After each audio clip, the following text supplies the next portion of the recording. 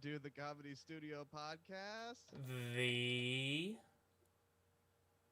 only podcast. Crushing it right now. What's that? Crushing it right now. Look at that. You're doing great. Both said it exactly right. At the same time, welcome to the Comedy Studio Podcast, the only podcast. I'm your host, Danny Hatch. Here's your other host, Eli Levy. Hello, what's up? How's it going, Eli? It's going well. I'm doing good. You know what I'm about to ask you. Have you finished the book? No, the last chapter is about death, so it's a lot of long stories in that one. I just don't want to read about death right now. Neither do I. And speaking of which, who's calling? Well, go ahead and I'll mute me. Our special guest has to take a phone call right as the podcast starts. He didn't mute himself. He did not. We're gonna figure out. We're gonna see if we can figure it out. Yeah, no. I just have to go to Zoom because I was looking for my notes. All right, this is actually getting too annoying. Okay. Our special guest today, I'm asking him to unmute. Please welcome back to the show the inventor of Rick's Cool Telephone Company, the only telephone that does not have a silent button, Rick Jenkins. Thank you so much. Welcome to we the talking show. about the Marin book you're not done with, or the other one you started? The Marin book. The Marin book. I don't think the Leon from Curb Your Enthusiasm book has a whole chapter about death. I haven't. could be wrong. It might. It might. I'd love to hear Leon's take on death. Yeah, makes sense to me. Who was that, Rick? Can we tell who was on the phone? And it said AC Nielsen, so I'm guessing it was a Ooh, maybe it's a Nielsen ratings wanting thing. to. Yeah, it's Nielsen. I love when I get those because then I can just say, all my friends and when I was doing the radio, And they're like, "Oh my God, you still watch TV?" Wait, I thought they were No. calling Oh, to no, not give at all. you the viewers of our podcast. The numbers what just those came numbers in. were. When I was back in Buffalo, I had a radio show, and one of the people at the radio station happened to get that, back then they called it the Nielsen book, that you Mhm. literally had to fill out, what you were listening to, what you were watching every second of the day, and Yeah. that was ratings. And he put in my show every time. And for one rating period, we were like number 3 in all of Wow. Buffalo. And did you ride that all the way to the little- bank? Rock Yeah, the little vote. NPR radio station, all of a sudden it's like, why is that beating all the top 40? Wow. It was just one, and then boom, back down to number 83. Still top 100 though. Yeah. In Buffalo, is Buffalo a major radio market, or was it? I suppose it's certainly not anymore. Yeah, no, it was okay. Nice. You did this radio show of John Rogers, right? No, that was this one was before. This was a half hour each night, and it was just old comedy clips. So it was Abbott and Costello and Eddie Murphy, and I really learned a lot about comic timing because back then, radio, everything was on tape, Mm-hmm. like literal long tape. So to edit out a dirty word, I would take a razor and cut out exactly where the word was, Mm-hmm. turn it around, and tape it back in, so that the timing and the pacing of the joke was the same, but the word wasn't correct. Mm-hmm. And it really, you really learn a lot about like how much space between jokes and timing and all that sort of stuff. It was really in retrospect, a really unique, cool learning experience in comedy. You were what, 19, 20 when you were doing Yeah. that? Yeah, and that's why I got Do to that. I got to open for Leno, partly because of that. Jay because- Leno, the man who has a garage. Yeah, he had such a The great car reputation. man. I was like, oh, let me tape him. So the station let me take all their recording equipment, and I went and taped him, and we hit it off. And the next time he came through, I got to open for him. Wow. When was this? Like 80s, early 80s? Yeah. Yeah. Did you probably ask him? 85. 85. Okay. Because he played that when I opened for him. I opened for him on December 30th Uh-huh. of '85, and January 12th, I think it was. He hosted a comedy competition in LA, and coincidentally, they taped that and put it out as a bootleg CD or DVD. So I've got pretty much the act he was doing when he worked with me. Wow. Now, Here's our other special guest. She'll have a little sister soon, but we'll get into that later. Oh. Why you were missing yesterday? No, it's because I was depressed. Oh, But hey, it's fine now. We're doing a podcast. Everything's great. well, then you should have called. When you no. Wait, I got a little something for you. You might like, Danny. Okay. Based on that, my roommate a couple days ago, he made the mistake. He was like, "Oh, did you guys heard me like having an existential crisis and crying in my room, right?" And we were all like, "No, we didn't hear that." Okay, good, because I wasn't. And I just want to make sure you guys weren't hearing things that weren't there. It was like, "Oh, This was a mental health check-in for you, actually. No, it's all good. Rick, I did want to ask, when you opened for Mr. She's just knocking shit over. I'm sorry. She's acting out because she knows she's about to get less attention than she normally does. When you were opening for Jay Leno, no, she doesn't. She will, but she has no idea yet. When you opened for Jay Leno, did you say, hey, in 35 years from now, in the year 2020, you're going to have famous war criminal George W. Bush on your show to talk about your favorite military vehicles? And preemptively, why would you do that? Did you happen to ask him that, or did you not get to it? Not that specifically. Okay, However, sure. I did. My wife, now I guess I should refer to her as my ex-wife, brought over some of the stuff she found at the house, and one of the things she found at the house were 2 8x10s that Leno signed to me for that during that time, saying, "I hope to see you in LA. You're really good." Wow. very nice." And he didn't. And you're like, Boston. Yeah. He didn't call once the show started. Well, that wasn't Jay. Your old Nielsen pal? Yeah. Well, hey, that's what a fun story. You've opened for so many people, Rick. And I always get a kick out of hearing you opened for Adam Sandler in his nascent stages, Jay Leno pre-Tonight Show, back when my dad said he was the edgiest comic in town. He was. Really? Yeah. And that's why, you know what, I'll bring I it just in can't sometime. fathom that. The DVD of him about 3 weeks after I worked with him, and yeah, it's what is it? He used to open with the Just Say No campaign. It's like, there's something about Nancy Reagan that just makes me want to shoot up and die in the street. It's like it was Alright. not the Tonight Show you imagine. No. That sounds like that sounds like new age edgy. Right. I was gonna say that edgy now sucks. Like if Bill Hicks hosted the Tonight Show. Well, cool. You ever open for Bill Hicks? Yes. Wow. Did a whole week with him. Was he a nice guy? He was a nice guy. He was at the period where he had just quit drinking and was struggling with cigarettes, which he didn't give up. But yeah, so it was like 3 weeks after he had quit drinking. Dangerous had just come out, his first album. So he was, it wasn't like we hung out drinking a lot. Sure. He was pretty much doing the set and trying to get away from the bar as quickly as possible. But some really cool conversations. Like I would bring up politics because I knew he was a political comedian. And he immediately just had the macro view of, no, you saw that on this station, and this station is trying to sell advertising, and that's why this one is a sponsor, and that's why that ad was shaped that way. So it was a real lesson in looking a little bit deeper than the joke, because I was looking at like, oh, Reagan said something stupid today. And he was like, no, what's behind it that ended up with? We have to go deeper. He was ahead of his time then. Do you think he'd be on Infowars if he was around today? I think he'd go on Infowars. People think, have you heard the conspiracy theory that people think he faked his death and then transitioned into being Alex Jones? Yeah, now Alex Jones is like, I'm not Bill Hicks. Yeah, which of course, of course you would say that if you were really Bill Hicks. Yeah, I don't think Dennis Leary has that kind of power that he have to hide. When you worked with him, was this pre his fallout with Dennis Leary, or was this post? Yeah, well, this is when he was doing that material. He was doing the Jim Fix material and all that. So he was doing the bits. And that was part of the whole idea of where Dennis got it from, because he was doing it in Boston.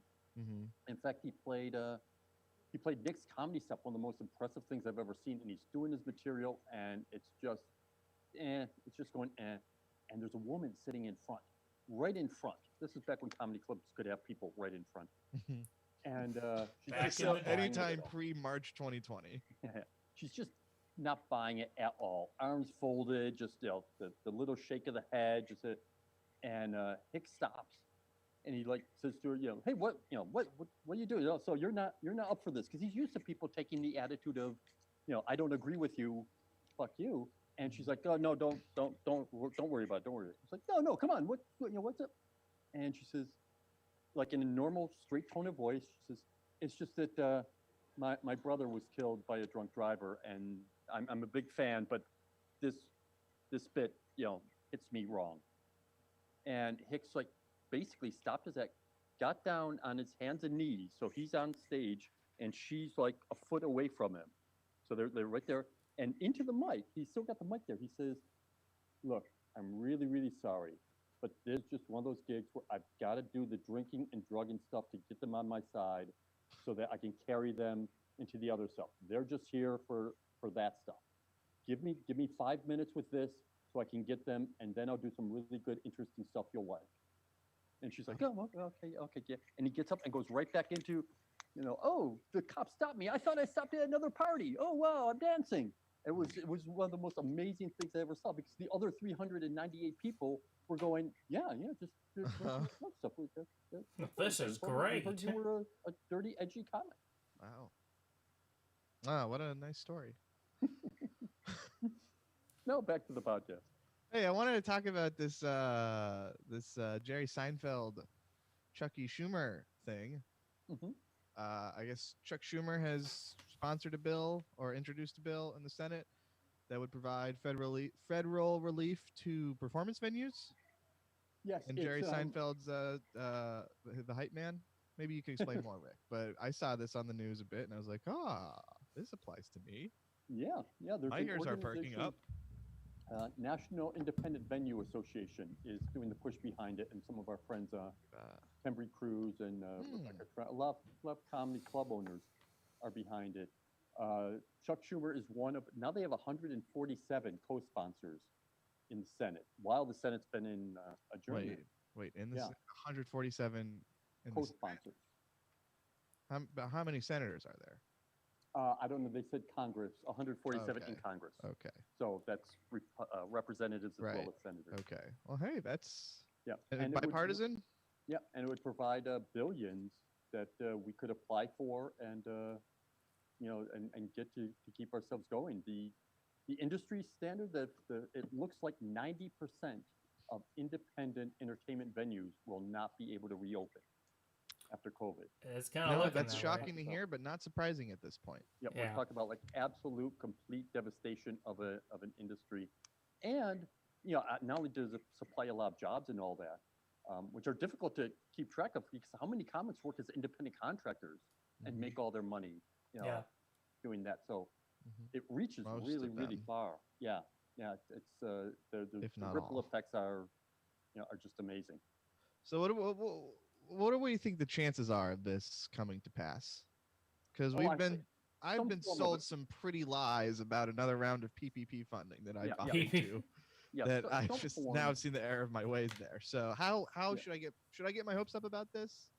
Some form of it will go through. For us, the difficult part where we're sort of between a rock and a hard place is the clubs in New York are really pushing to be able to open and do shows.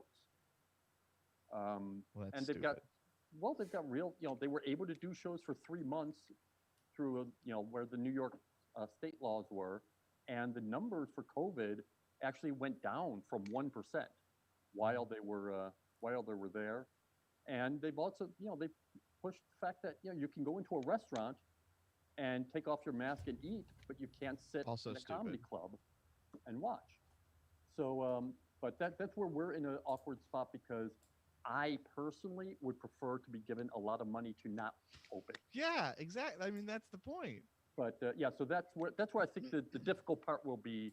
Is I think we'll get some form of getting some help. But like I said, New York is pushing more towards, hey, we don't need money, we just need to be able to do our job. And I'm like, I'd kind of like to, be a little safer. So that's where it could get tricky. What say you, Eli? What do you think? I mean, the amount of stress involved in keeping a performance venue open right now is insane, and I think virtually non-existent. Oh, insane! Right? Yes. I think the two of you can agree with me on that. So, I think the benefits of just keeping us afloat, because us having to keep ourselves afloat without having any idea what the right course of action is to do that, whether or not it's the right thing to do, and whether or not it's going to work, is insanely stressful. Right. And that's another point that the owner of the stand brought up. There was a really good news article on all of it. He brought up his comedy clubs and music venues, to some extent, are the only ones that they're not even giving a timeline or a We plan have for. no So idea you when we're can't coming back. negotiate or even talk to your landlord. Yeah. You can't even say, hey, let's spread this out over a month, over a year. We have no way of knowing what we're dealing with. And that's hopefully what part of what this bill will do Yeah. is to give us at least some certainty as to how we have to proceed. Though the sad part about it is, like, what about all the venues that have already closed? Like, is that just their shit out of luck I mean, if this gets passed? Yes, well, I talked to some of the owners around here. I talked to the owner of Bull McCabe's. I talked to the owner of Thunder Road. Both of them have closed. Yeah. And the feeling there was once it was announced that we weren't going to be able to open for another month or two, once the city of Somerville said we're not going to open for the foreseeable future, they just looked at their numbers and said, yeah, it's not worth paying rent. There's no way, we were operating on very thin margin to begin with.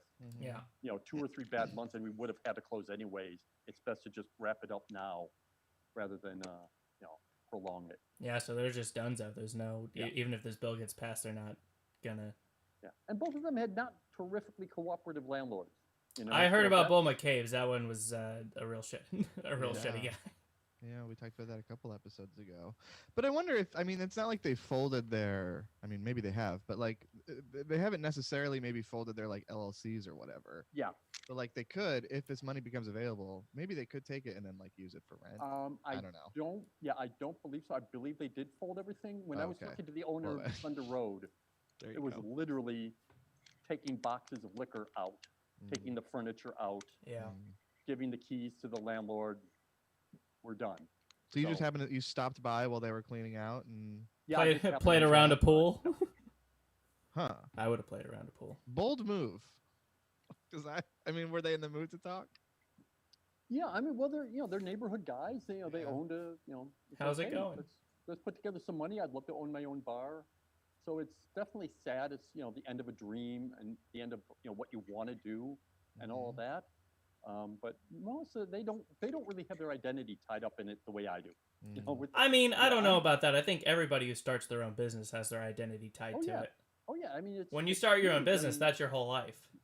I now I realize reading all these history books and stuff when you hear about so and so, oh, their father lost his business in the Depression. You just go, yeah, okay. Now you go like losing your business is fucking devastating. Oh, yeah. Yeah, of just- course. It's just, hey, I put everything that's good in me into this one thing, and it failed. It's devastating. Is the only word I can think of. Yeah, it's Yeah. got to be devastating to anybody that has to go through that. But the silver lining is it didn't fail because of you. It's Failed because difficult- of, yeah, but it's difficult to feel that. of course. Oh yeah, in this case, the hardest part about why it's so stressful is it's so stressful, but at the same time, it's not our fault. Mm-hmm. It's not Well, our it's fault, not- and yeah, it's still crushingly stressful. Yeah, Yep. it's not your fault, but from me and from most business owners, there's a feeling of I'm kind of special. I'm able to do stuff Mm-hmm. that other people can't. I'm going to take this chance because I think I'm good enough to make it where others don't. Well, specifically And with to the be slapped virus. in the face with no, you can't. Right. Yeah. But at least it's not just you getting slapped in the face. It's everybody by like the hand of God. Yeah. I'm but not no, just totally, beating not you. to- Don't worry. I'm Yeah. beating everybody. but not to delegitimize your emotions Yeah. because But you're if one absolutely person correct. makes it, you go like, well, how come Bill Gates was able to become a billionaire and I'm working here? Well, how much? Okay, Rick. That. You I know will you say are with I don't- computers, Rick. That was I- not the best analogy for you to choose. I don't think Bill Gates invested in comedy No, he should. Where's he? Where's he based right out now. of? Like Utah? Where's Bill Gates live? Well, that's where my real excitement is now, is because the way I look at it, the concept of a comedy club is very precarious. Mhm. Like I said, it's almost as if comedy has been singled out in the New York state law.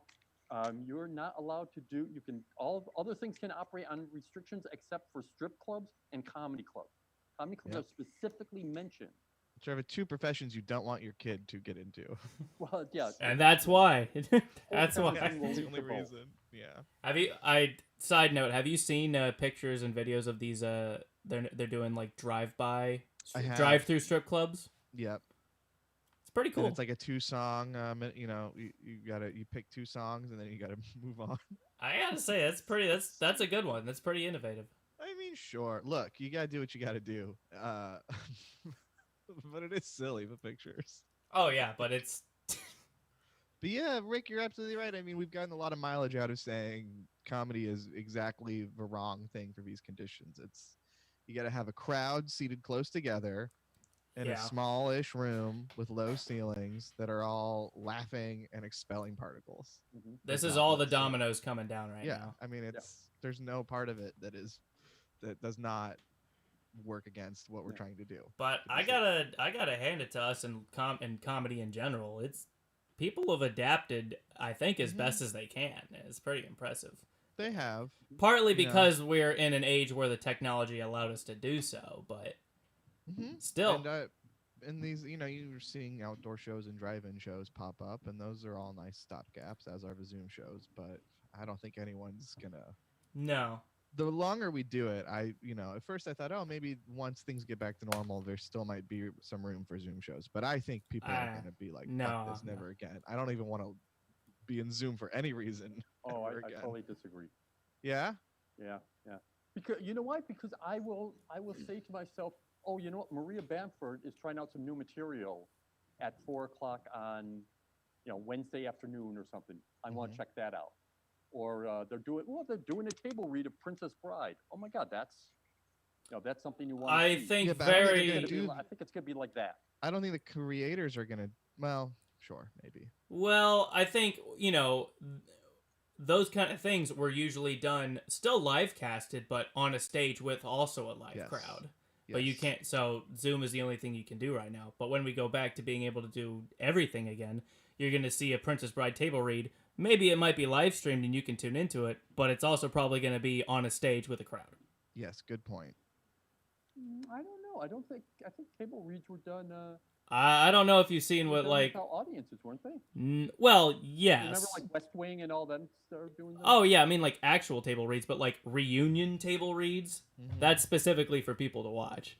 But also, I've seen live podcasts on stage with crowds. It's still a podcast. It's still, you can tune into it and you can download the episode. But also, there's a crowd paying to see it. But also, there's like Dan Harmon had that Dungeons and Dragons show. Same thing. You could watch it on CISO or wherever it's at now. I think it's on an anime streaming service. But it also had a live crowd in the studio audience. Yeah, maybe the streaming market will get more robust, but I don't think the Zoom. Yeah. I mean, I don't. Maybe Maria Bamford will choose to, but she probably won't. Once she can perform on stages again, maybe she won't be like, "Hey, I'm gonna hop on Zoom for an hour." Yeah, I mean, like the tried and true trying out new stuff is you tour with it. That's the tried and true. I don't know. I mean, I really see the Zoom shows now sort of like television in the early day. That it's something different, it's something unique, and it's something you can get. You can see a comedy studio show. Yeah, but true. you No matter where can't. you are. Basically, we're doing a TV show. Yeah, but we're doing our best. We don't have the same production skill or value, like production, as a TV network. It doesn't look as True, but I good. don't think it's that much different. It really matters how good something looks, from what I've learned. It really matters how good the shot is, how good the camera work is, how good the audio is, and we're doing our best. It's just not TV quality. I don't think it's that different. It really does matter. I guarantee you, especially to this generation, it matters a lot. Well, the good news is we're gonna find out one way or the other. Yeah. So. Well, and also that's not real encouraging to me. It's going like, I'm all in. I'm all in on this business, and the people running it for me are saying, no, I don't think this is ever. I'm not saying I don't. What I'm telling you is we are doing our best. imagine We are that. doing the absolute best that we can do. Yeah. But you do have to understand that there is value in how good something looks and how good something sounds.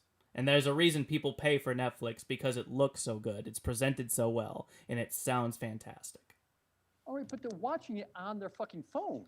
Yeah, Not and like- it still sounds great on their It's not phone. like You they're can going to the theater. People have stopped going to the theater, and that looks better. Yeah, but if I put in headphones, I get the mastered quality of the audio. I see 4K video on my phone.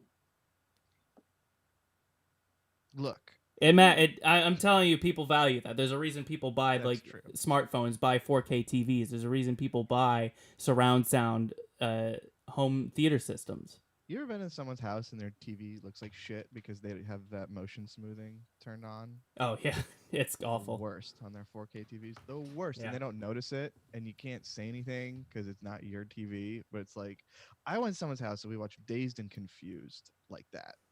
And it felt like I was watching a shitty soap opera of like high schoolers in Austin in the 70s getting drunk. And it was awful. Look, it was getting contentious, and I wanted to share an anecdote. No, I just think once comedy clubs can open again, we're not going to see as many Zoom shows. Is that safe I'm to not going to say? see as many. And by as many, I mean Yeah. 1 total, and it's ours, and it's 3 times a week. Yeah, How did I'm Zoom, by the excited. way? How did Skype fuck up so badly Great that they question. lost their foothold here? I mean, this one really boggles my beans.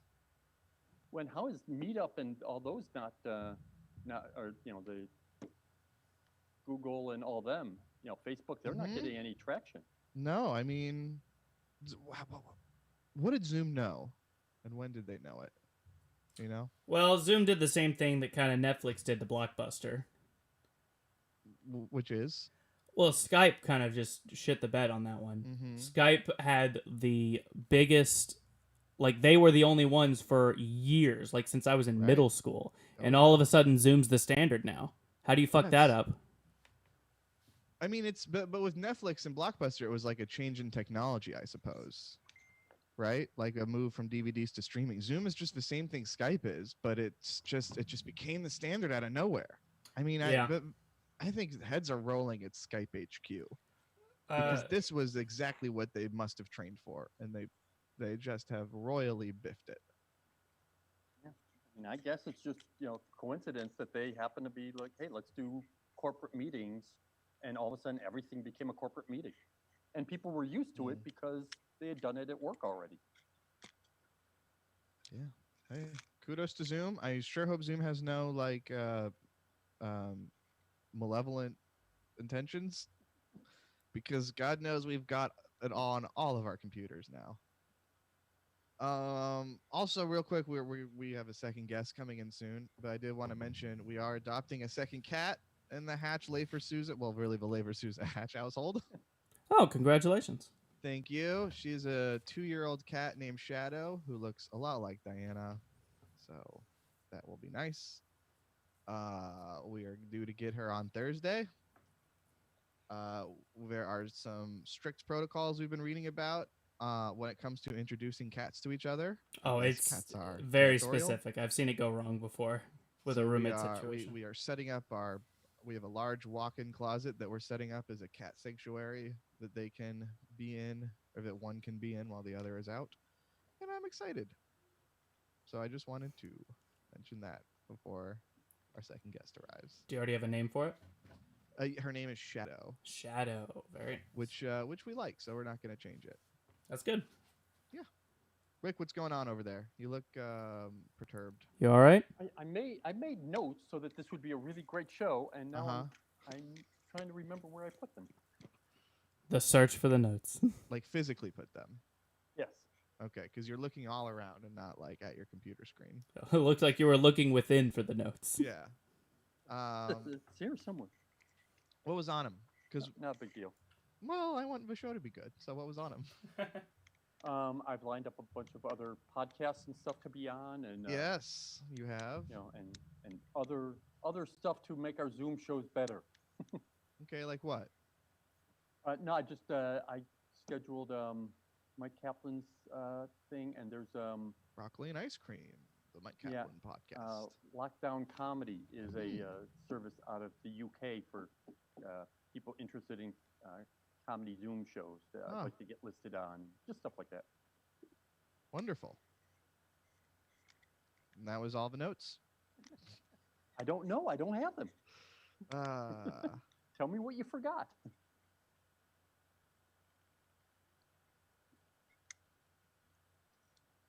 Rick, remember how you said working in radio that you weren't allowed to have any dead air?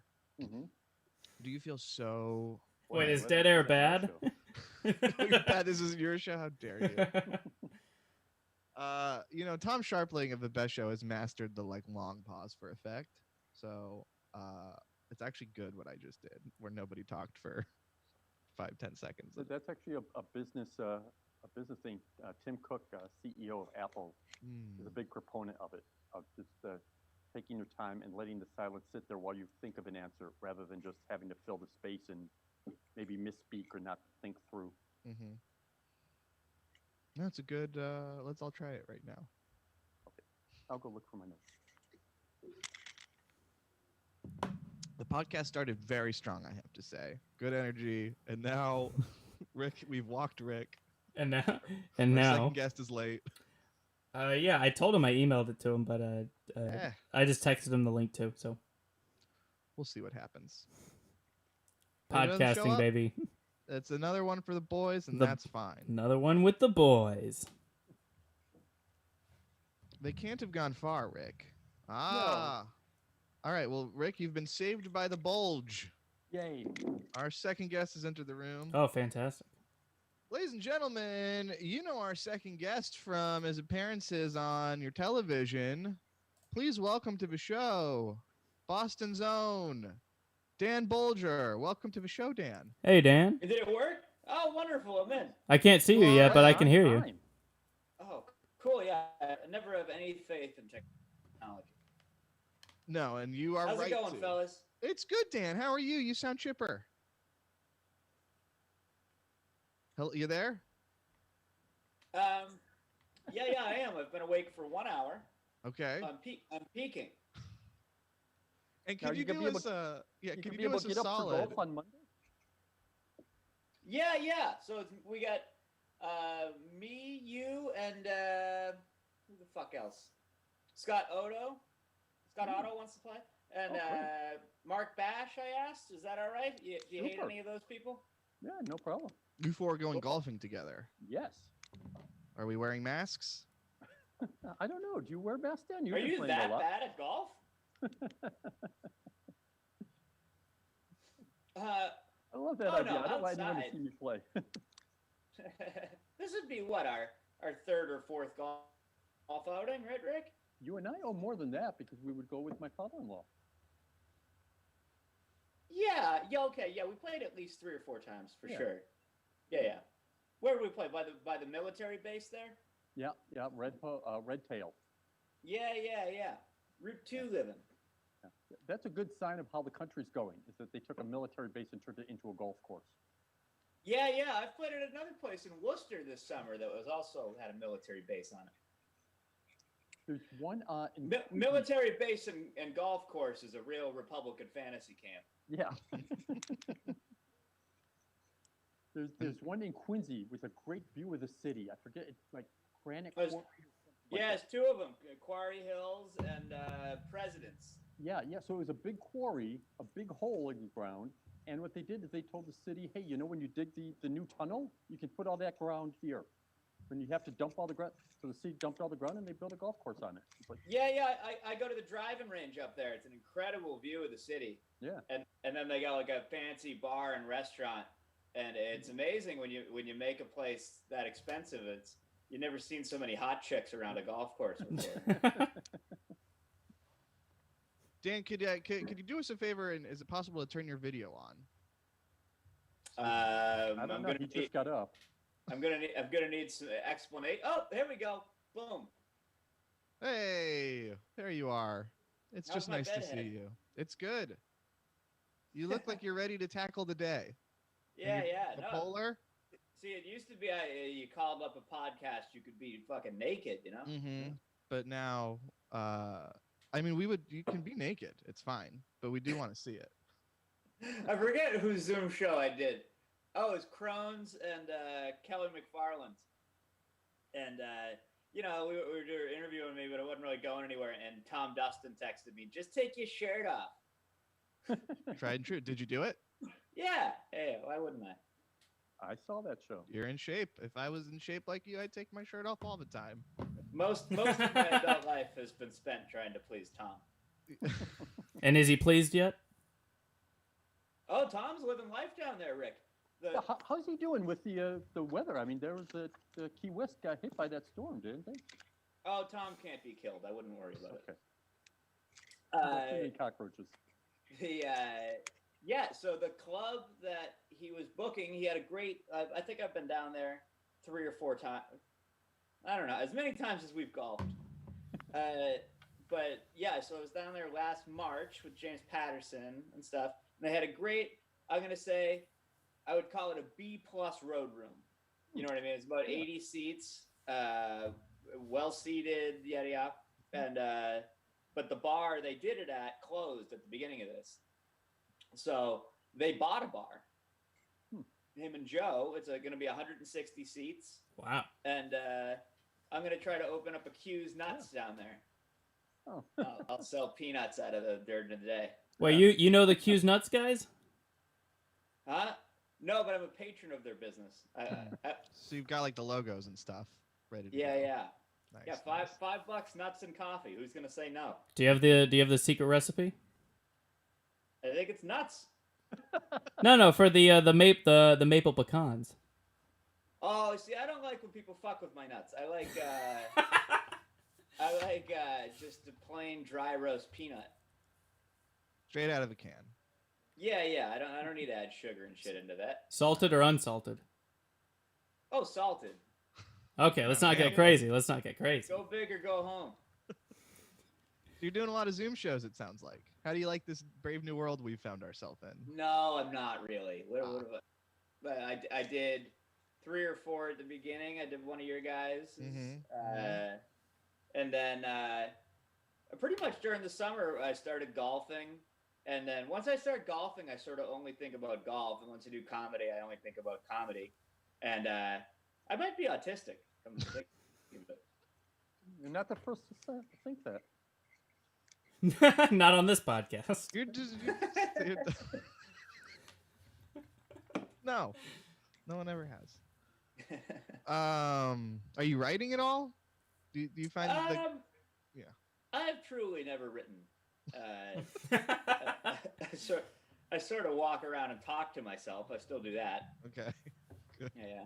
Which that's another checkbox on the autism. Come to think of it, but no, I mean, I don't even understand how you write stand up. I think me either. You just kind of mumble to yourself, and then if the first little chunk of it works, you can build on it. But the worst thing that can ever happen, I mean, for me anyway, the worst thing ever is when you like overthink something, and then you're like, I got 5 new minutes, and then you're like, the first part doesn't work, and it's like, well, that was a fucking wasted Thursday. Yeah, I find on this podcast I'll often come up with things that I think will take up much longer than they do, and they don't work right away. And then I've got to ask Rick for more stories about people he opened for. I've definitely time. I remember Gaffigan saying something about that though once, where he'd go up with little seedlings of ideas, and then once that works, you can build upon it. That's for those guys in New York who can do 3-4 sets a night. That makes sense suddenly that you're doing, come up with a 40 minutes a year type of thing. Yeah, Goldman was saying it was the opposite for him, because when he was in New York and LA, he was only getting 20 minutes a night, or maybe 3 nights a week or something. He was really going down it with notes, and every comma was there and everything, because Gary he was went only to going to get a chance to work BC on and it. was an economics major. That doesn't fucking count. I went to UMass and was a history major. It's amazing I can even read. You're both comedians now. And there's been talk about that too. I've How long definitely. do you think this is gonna? Oh, go ahead, Eli. No. You go right ahead. No, Eli, I beseech thee. Say what you need to say. Great. I really hope what I have to say matters now. That's I was gonna say that I've definitely done that, where I've written something about oh, this is gonna take 5 minutes, and then you just finish everything that you wrote in a minute, and you're like, well, I have a lot of time left in this set. That's Yeah, when you do yeah. crowd work. What do you guys want to talk about? And then the stuff that truly works in stand-up, I found, is always the loosest stuff, you know? Like, I did a backyard show, and I hadn't done a show in 2 or 3 months. And then, you know, I went up and I was kind of tight, and then a guy uncrossed his legs, and I said, like, hey, nice asshole. All of a sudden, I'm doing well, you know? It's as easy as that. That's all it takes. Yeah, save that. That works. Now, Rick, do you teach this kind of stuff in your comedy class? That it's just about walking around talking to yourself and spinning gold from your thoughts? Then throwing a hey nice Is that asshole. the method that you push? Everyone has a different process.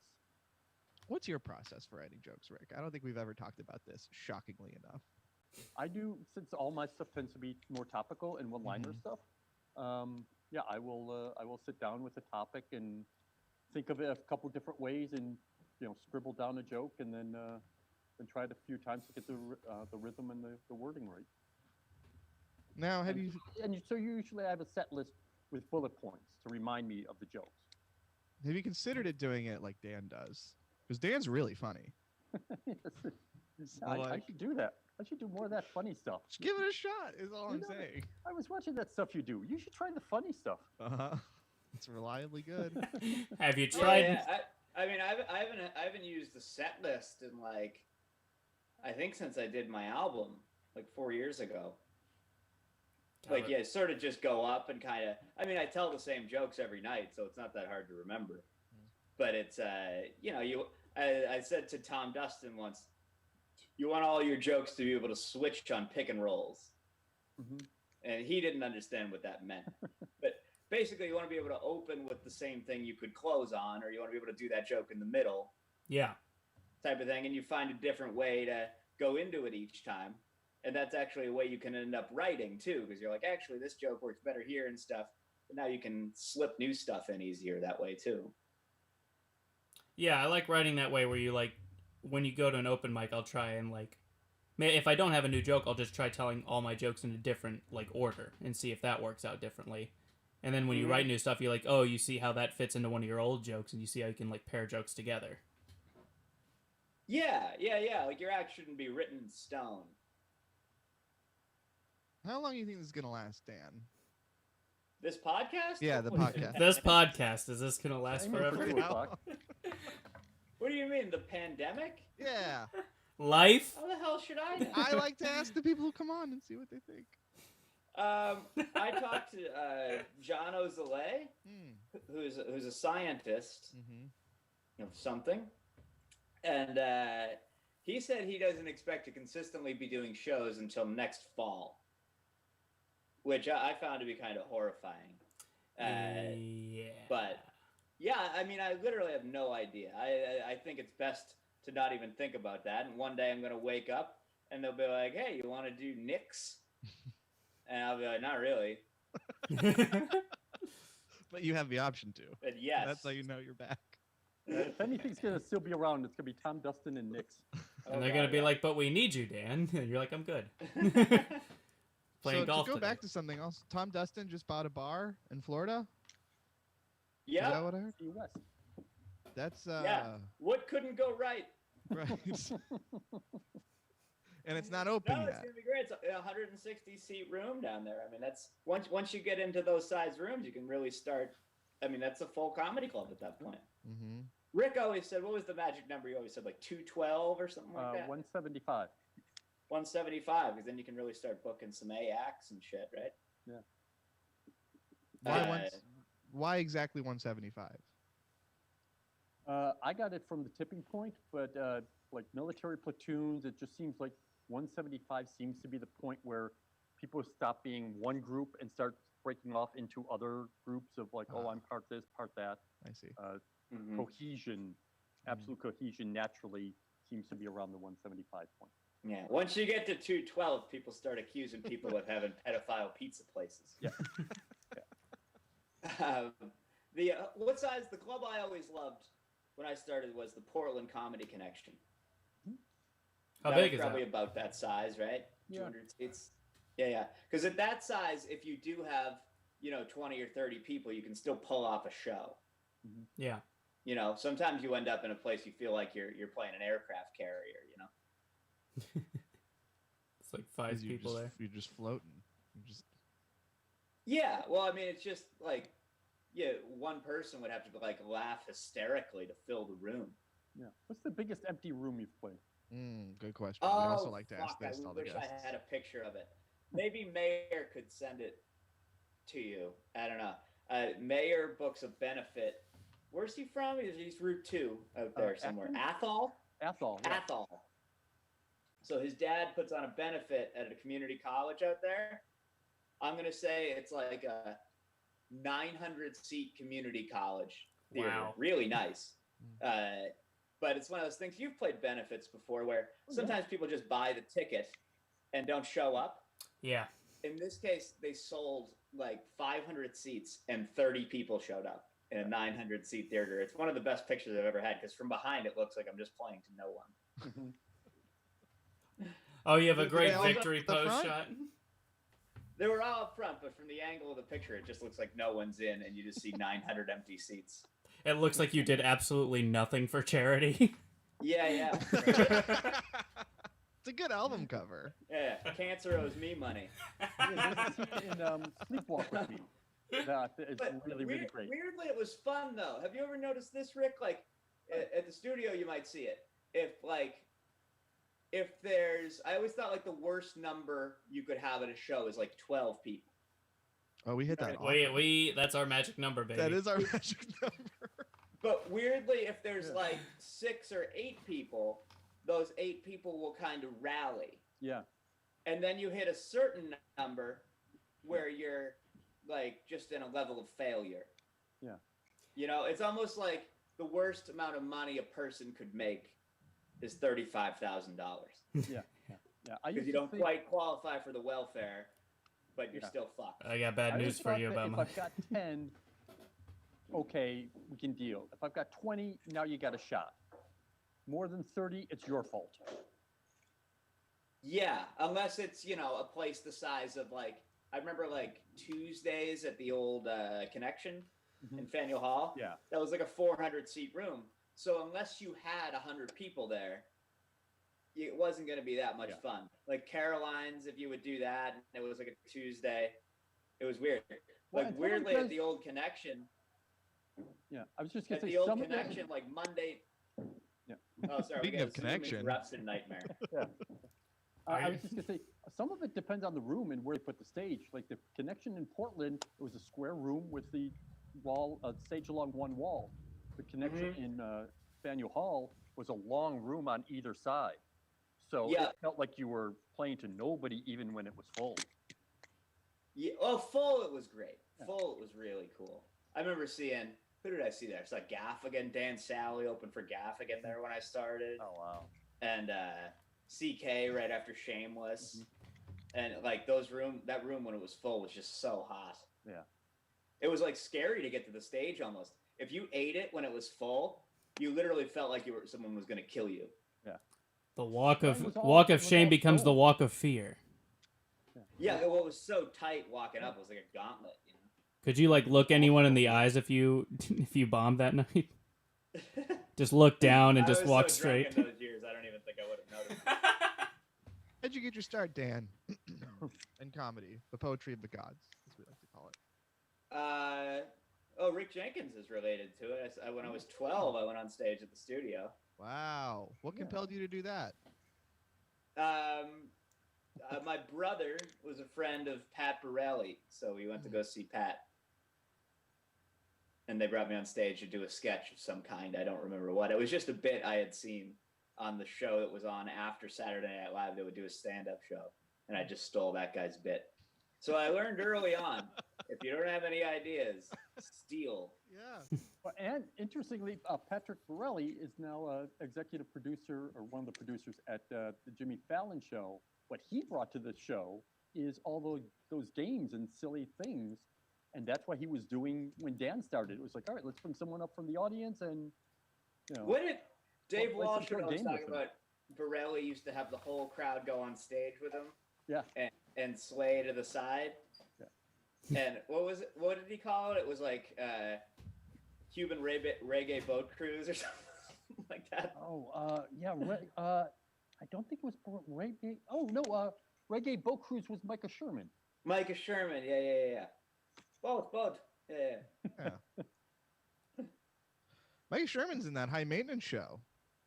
Yeah, it's always fun to Pops see an up every now and improv actor try to do stand up. It's just something's just a little off. Yeah. Yeah, generally they're trying to look for someone to agree with. Yeah. Well, whenever I see Micah go out to the burbs, it's like, all right, this guy's too good for this place. Oh yeah. First time Not I ever me, saw. though. That's my wheelhouse. He's a handsome man, that Micah Sherman. First time I ever saw him, I was very impressed by how handsome he was. He lost a lot of weight. He used to look like a bear. Oh, I must have seen him after that then. Do you remember? Yeah, go Good ahead. looking Yeah, husky, improv- man. Yeah, a party at Improv Boston. Micah Sherman got me the closest to smoking pot as I've ever been. Really? What happened? How close is that We've without been actually trying doing for that? so long. Yeah, Yeah. it Yeah, was- did yeah, you it not was- inhale?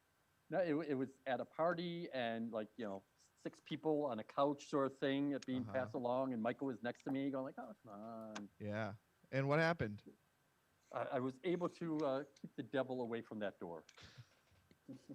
Me, Micah, Dustin, and Alvin David all did mushrooms after, what was it, Catch a Rising Star in Rhode Island? One of the worst shows we've ever been on. And then we just went back to the hotel and did mushrooms. And I remember Dustin slept in the bathtub. And I just woke up and I'm like, on paper, this didn't seem like a very fun night. It was pretty good. I've heard That that. should be Rhode that Island State's slogan. On paper, it's not going to be fun. Just a crying stripper over. It's not as bad as it looks. Rick, do you remember seeing a 12-year-old Dan Boulger on stage? Yes, I do.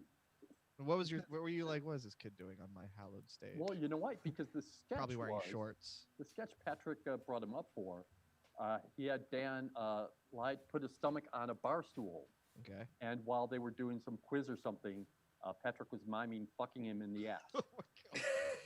So I was. Holy shit, that my memory first- just came back to me. Yeah. Let's repress What have it. you done to me? No. So my That first impression. explains the night terrors.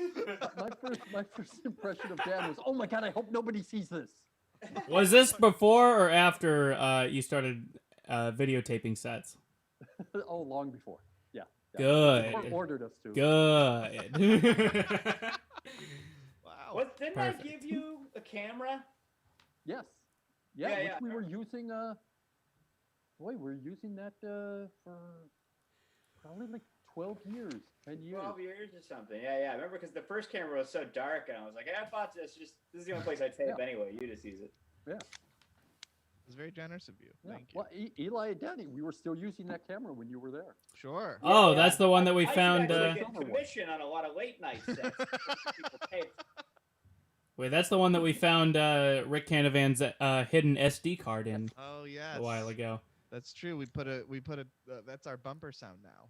Canavan, when you got that camera, Canavan put an SD card in there and recorded a video and never told anyone about it. And no one discovered that video until I went to the storage unit and found the camera, Yep. a year ago. 2 years ago. Yeah. A year ago. What did he stick his penis between his legs or something? No, it's a video of him going into the camera like he's been captured. He's like, if you're watching this video, they've already captured me. And then and then you hear his doorbell ring and he goes, ooh, the pizza's here, and that's the Yeah. end of the video. It says it's December 29th, 2014. I have been accused of selling secrets to the Chinese government. And then a doorbell rings and Ding goes, dong. ooh, pizza's here. End of And then, video. that's the end of the clip. Was it for a bat recipe? No, he was not that ahead of his time. If all of this was started by Rick Canavan, pretty good joke. you're, Pretty you're good joke. 12 years old. You potentially are the victim of a sex crime at the comedy studio. Why do Yeah. you go? Allegedly. And then do you? Then I went on a 6-year hiatus. Okay, good. Recollect your thoughts.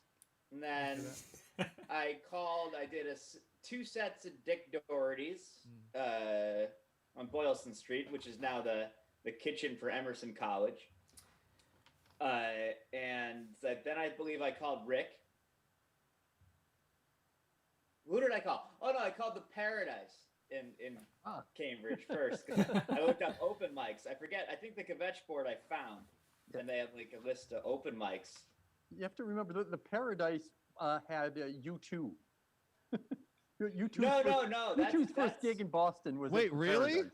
Yeah. Whoa, that's really cool. And Dan Boulger. Oh, the Paradise is still there. Yeah. Yeah, Is that in the Paradise Rock Club or the yeah. The Paradise Yeah. is in Austin. I call it the gay bar in Cambridge. Right. So there's two of them. Oh, okay. Okay. Wow. Which one did you two play? That's why I was a little thrown. Yeah, that I set just with called, Patrick I really just called affected and you. said I was a young boy looking for a good time. I have a tape of my last time on stage. And they were like, Yeah, "Have you met The Edge?" Yeah, and then I think I did the Emerald Isle for like maybe 3 or 4 months in Dorchester, which is now a Metro PCS. It's amazing how many places that I performed at that aren't even businesses anymore. What I loved about the Emerald Isle, aside from the fact that they would just do shows forever, you know, it was just they had a back room and it was a bar, and Ed Regal was a big comedy fan, so he'd bring everybody in there. Some good acts and all that, but like I think Dustin, people got mugged. Did you get mugged there?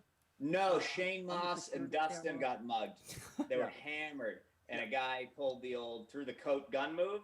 Yeah. Oh, wow. And then Shane flipped out, but Dustin went, "Listen, buddy, I got $6 on me, and you're gonna have to fucking shoot me." Did it turn out there wasn't a gun under the coat? And then Dustin went for the door, snuck in, and then the guy grabbed Shane's the back of his pants and ripped the underwear and pants out. So Shane, and then I mean, just to show you what a place the aisle was, nobody even thought twice of it. Shane just got hammered bare-assed in the bar. Again. Oh. Welcome to the That was a club. wild crew. But that open mic had every week. It was me, Micah, Mike Kaplan, Shane Moss. Yeah. Pretty good open mic. Four program. Horsemen, yeah. Rich Yeah. Justice would run it. Gustus ran a really good writing session out of it. then Who else? this- Shagnon was there. Doug Shagnon. Yeah. He's back. Then the He's back. station fire happened. That the wasn't big my fire in- fault. Big fire in Rhode Island. So the state mandated, okay, you have to have a sprinkler system. Mhm. And it cost, and the Emerald Isle looked into it, and it'd be like $10,000. So they said, we're not going to do it. And the state was like, well, then you can't have heating or air conditioning. They were, okay, fine. So they just stayed open with no heat or air conditioning for a year and a half Oh my because they refused to get a sprinkler system. And they went, we'll just get right until somebody buys the place. Oh yeah, and Fields Corner, which has improved a little bit since. Oh, yeah. But back then, real bad. We used to do a thing at the beginning of it. We'd pass a hat around, and we'd do a round robin. We'd all put $1 in the hat. And if you were on stage when the police siren went by, you got to keep the kitty. But basically, so in the summer, you'd want to go on. You wouldn't want to go on before 9. Basically, like as soon as sundown happened, it would happen. So in the winter, you tried to get there early. One time, Kaplan was on stage. He's just punning it up, you know? And then he's on stage, and nobody in the crowd at all. And a cop busts into the room. He goes, "Hey, little black kid just run through here?" And he goes, "Now?" And he goes, "Well, if he does, he's got a gun."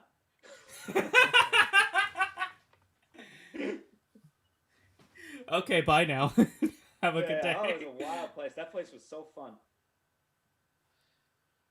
You guys, you remember when we had to listen to the audio of the station nightclub fire when we were taking our fire safety check? Our Yeah. fire safety test? I do remember that. Sounded pretty scary in there. You ever heard that tape, Dan? No. They make you listen to it or watch it when you become when you become like a crowd manager for a venue. And they're like, this is what could happen if you fucking fuck up. You're All gonna right, listen to we'll all these take the people pyro die. machine out of here. Yes, we had to convince. And how are we going to determine the gender? Yeah. Ah. Because I remember Laugh Boston, forever, it took them so long to put up a curtain to divide the room. Like I was saying, a big room, if it's kind of half filled, sucks, you know? So they just put up a little dividing curtain, which made such a difference for the place. But it took them like a year and a half to get it because the fire codes now are so stringent. Yeah. Well, that's the thing that happened with the station fire was the neighbor was complaining about the noise. So the guy who owned the station was just like, okay, and went and got some of that styrofoam crate, yeah. plastic stuff and just stuck it on the walls, keep out the sound. but that's the kind of stuff that melts. They're like, oh, it doesn't catch fire. No, it doesn't, but it melts and makes toxic fumes. So everyone in the station died of, these poisonous fumes rather than fire. Did you see Great White had a show shut down at the beginning of this thing? Yeah. They had a huge crowd with no masks. So it's like a different lineup, right? It's a different lineup than was involved with the station. Yeah, I believe that the lead singer is the asshole. So he carried on. Okay. He doesn't live by his words of once bitten, twice shy. Right. Yeah, that was wild. And Smash Mouth too. Did you see that? They played that biker rally. Yeah. That's been linked now to like 20,000 cases. They should call themselves Cover Mouth. They should just do cover songs. Yeah. The cafeteria you come up with just running around. Yeah, just walking around talking to yourself. Or was that one like a drive? Do you think a bit of driving range? Like, do you see the ball? No, not at all. Zen. I just think about hitting a power fade, baby. Okay. Dan is so good at golf. He actually has to decide whether he's going to go low and even to the green, or if he wants to arc it, or if he wants to put spin on it. I just hit it. Dan is very good. What's your best golf score? Oh, I don't know. I hardly even keep score anymore. I just kind of hit it and go. I don't know. When I was a kid, That's the way to play. When I was a kid, I think I shot 1 under in a tournament once. Wow. But my nephew plays for UConn. He's real good. Yeah. My goal, what I aim for when I play golf is to use the same ball at the end that I had at the beginning, and I've never come close. No, I can't do that. I think you're saying that to try to hustle me on Monday. Are you putting money on the game? Yeah, let's make it interesting. You two. Yeah, I don't think we do. Maybe Eli and I could put money on it. We could back each one of you. Can I back Dan?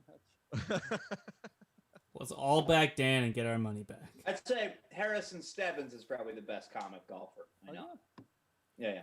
What's happened to him? He's doing good. I saw him 2 weeks ago. We played it. He's a member at the Country Club in Brookline.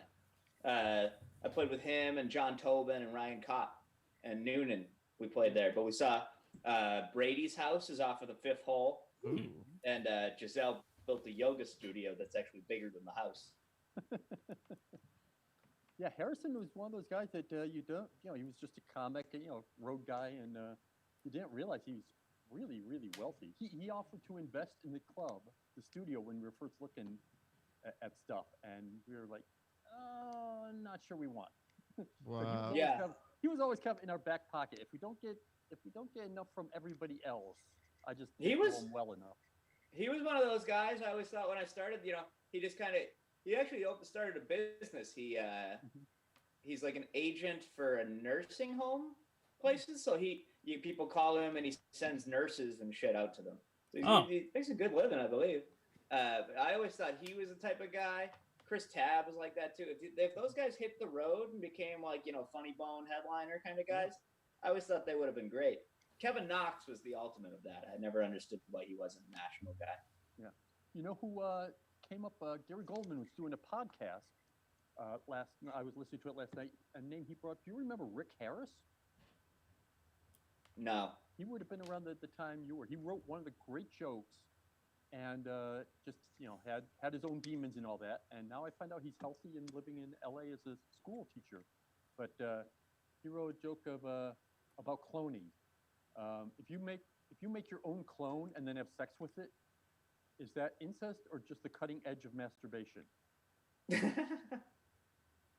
There should really be like a joke auction. Like when a comedian announces his retirement, there should just be like because I bring up Tony Moschetto's tennis bit probably twice a month to people. Yeah. How's it go? I don't know. No, what is it? I'm a tennis coach, tough job. How do you fire up a tennis team? Hey, you guys see those kids over there? They think you're poor.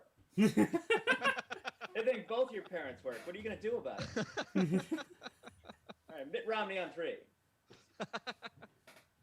Yeah, He had a bunch of great ones. The blimp one. Yeah, he was my favorite. I love Tony Moschetto. Yeah.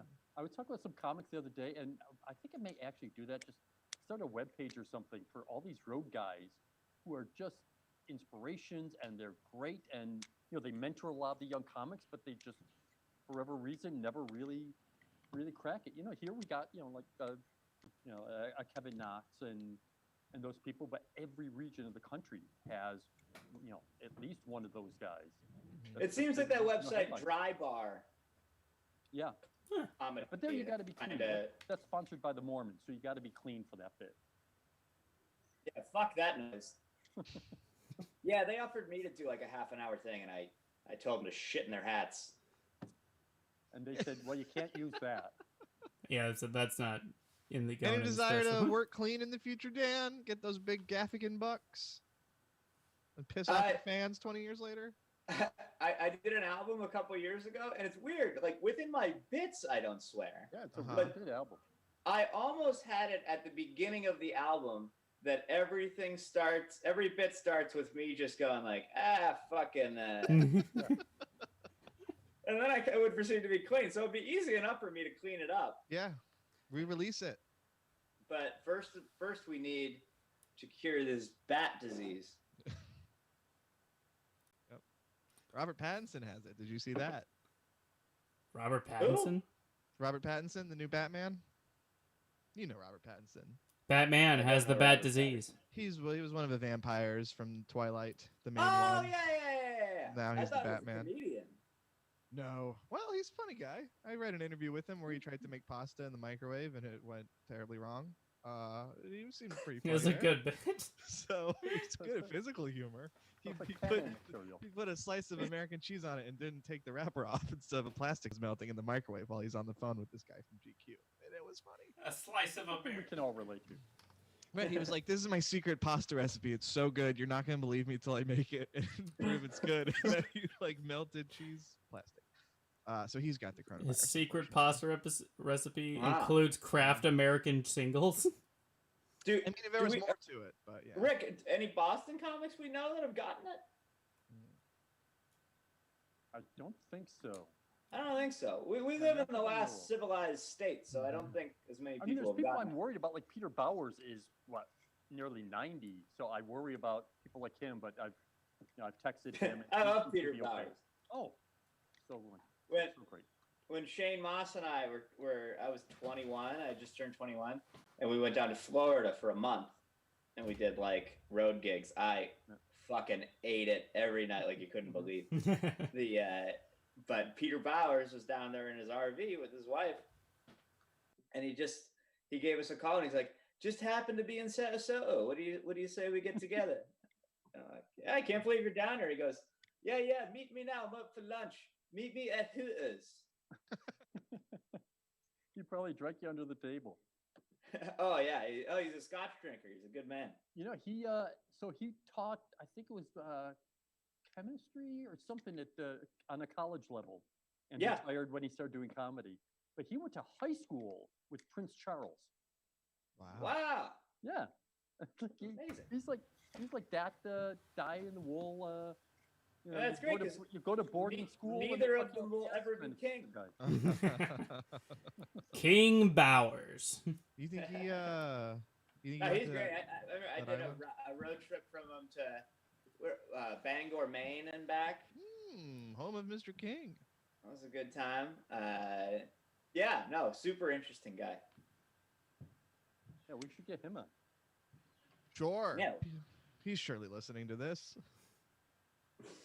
Doesn't write us. He's like, I want Dan's spot. So we don't know anyone who's got it. That's good. Rick, I know you've known a couple people who've gotten it, but they're not comedians. Right. I've known some friends back My home. sister-in-law tested positive for the antibodies 2 days ago. That's good.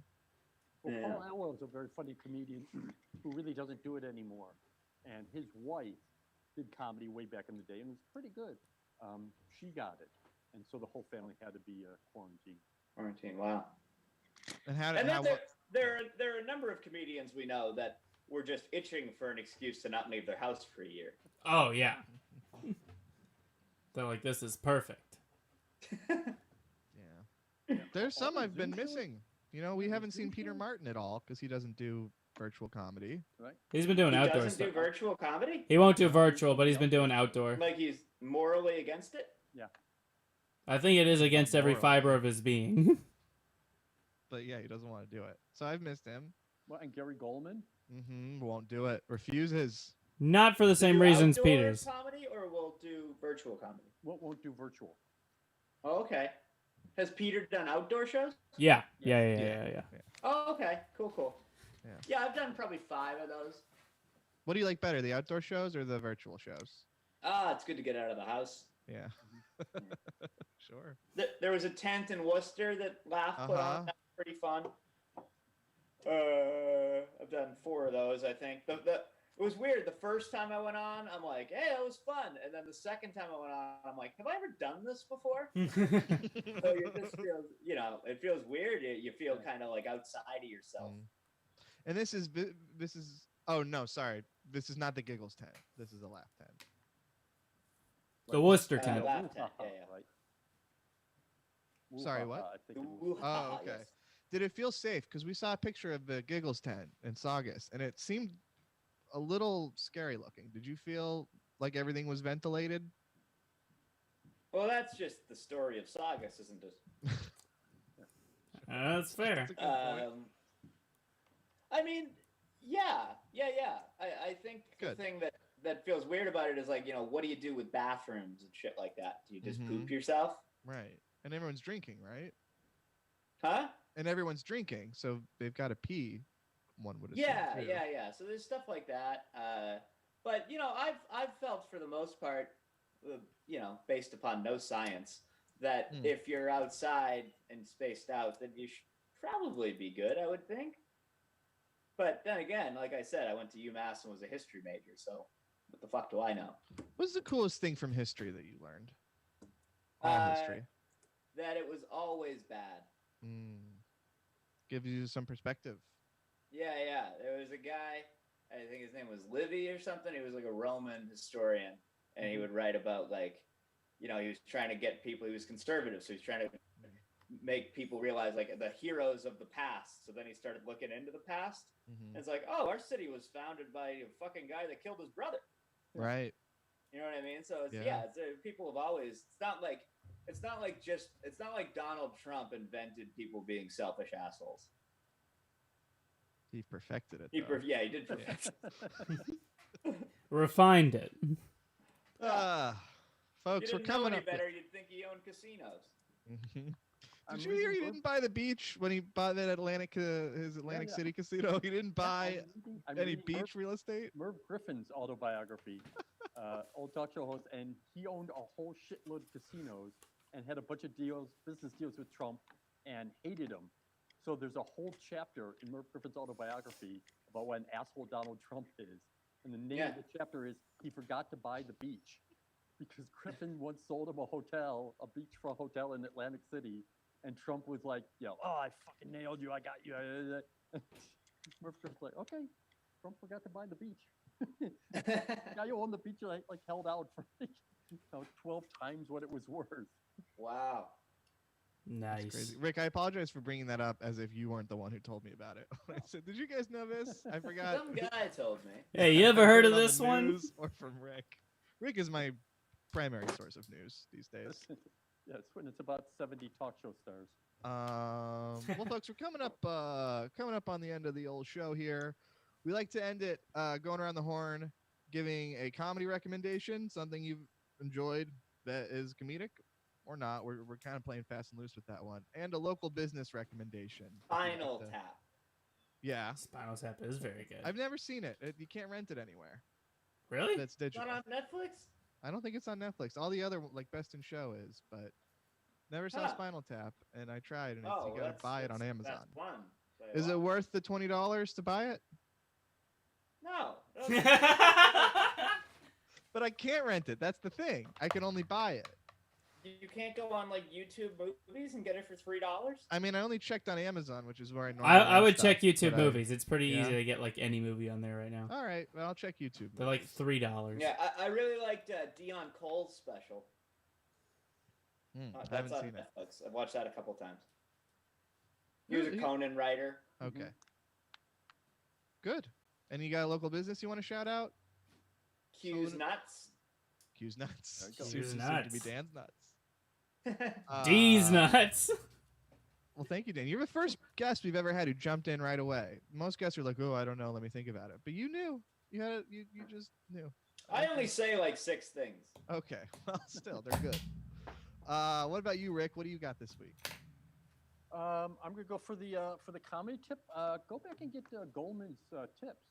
Yes. Yeah, I went back on that. He's got 360 Steak tips? Yeah, Steak yeah, they're very tips. good. Grill over, tips. over lettuce. Get some dipping sauce, and Don't Kaplan get makes the the- vinaigrette. don't go Yeah. with the rice pilaf. That's a mistake. He's making that into a book, right? He's gotta. No, he put it on, and that's why I bring up. He put it on vulture.com. All of them together for free. Because he didn't want to make it. He didn't want to make it look like a money grab. Says he.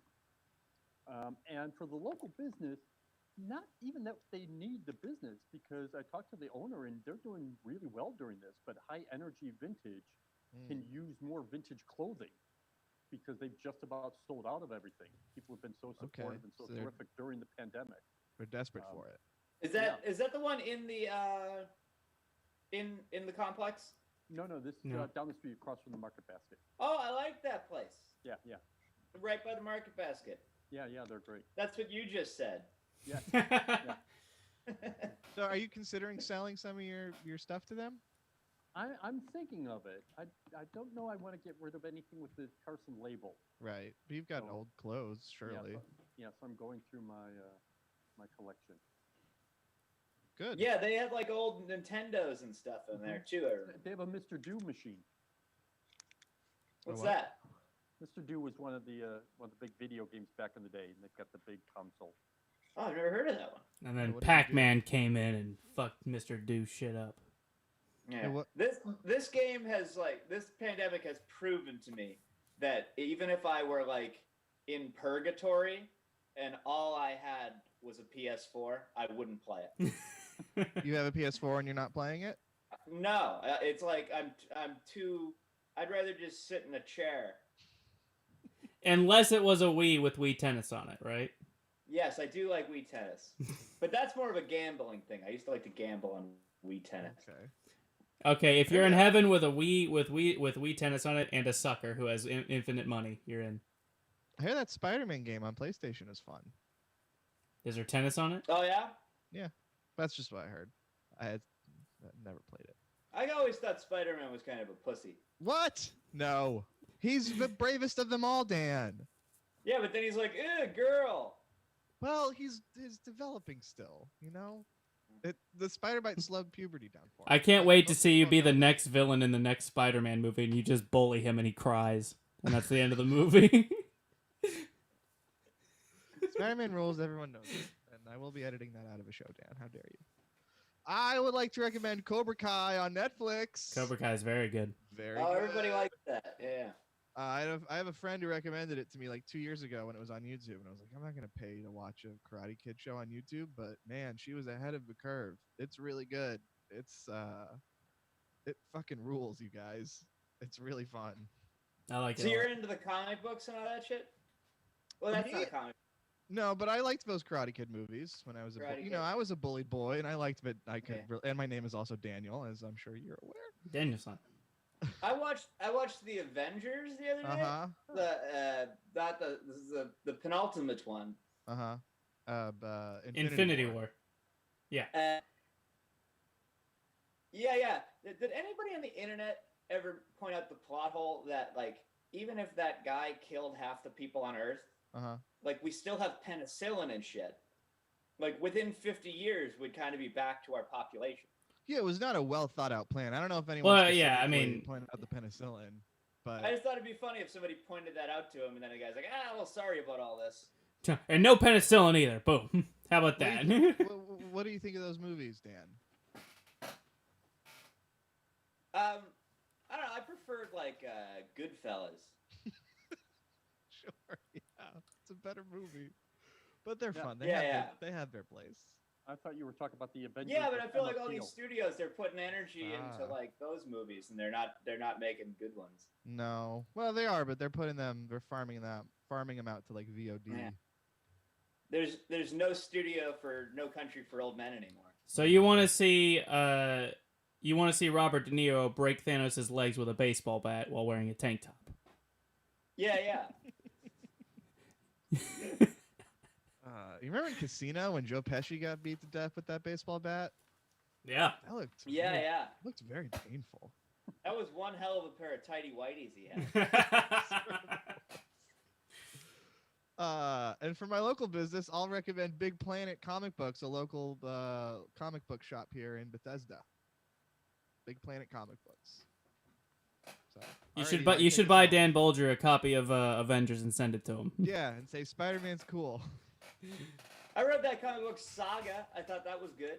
That's a sexy one, I hear, right? There's a lot of I got hard. erotic stuff in there. Is it animals having sex, or animal humans, or is it humans? I suspended disbelief that it was all animals. Okay. I mean, we are, of course. I the don't remember. It was smartest years ago animal. now, but I remember that one being pretty cool. Yeah, I heard good things about that one. That's in the adult section of Big Planet Comics. All right, Eli, take us home. Okay, so my comedy recommendation is I've been watching Brooklyn Nine-Nine with my girlfriend, and it is a hilarious show. I It's love pretty funny. Who's your favorite character? Holt, the captain, for sure. Sure, he's a funny guy. And then Mr. Peralta, what are you doing? Right? That's close. I nailed it. In my local business recommendation, there's a video game store here in Alston, Massachusetts called Replayed that I like a lot. They sell like old video games, like they have old Nintendo consoles, they have all the old games, and they also do. Mr. Do. They might. They Ask him. and they also do computer and phone repair. They're really good.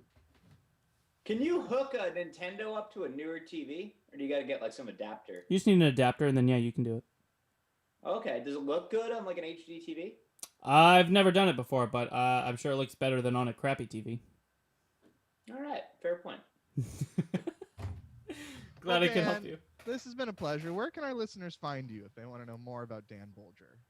I live at 298 K Street. Come Oh, find me. Okay. Good. I'm not hard to find. All right. So if you love Spider-Man and you wanna teach this guy a lesson, Show him how tough Spider-Man really is. Bring your own baseball bat. Well, Dan, thank you very much. This has been a pleasure. Later, kids. You take care now. all right, see you later, everybody. All right, everyone. Talk to you next week.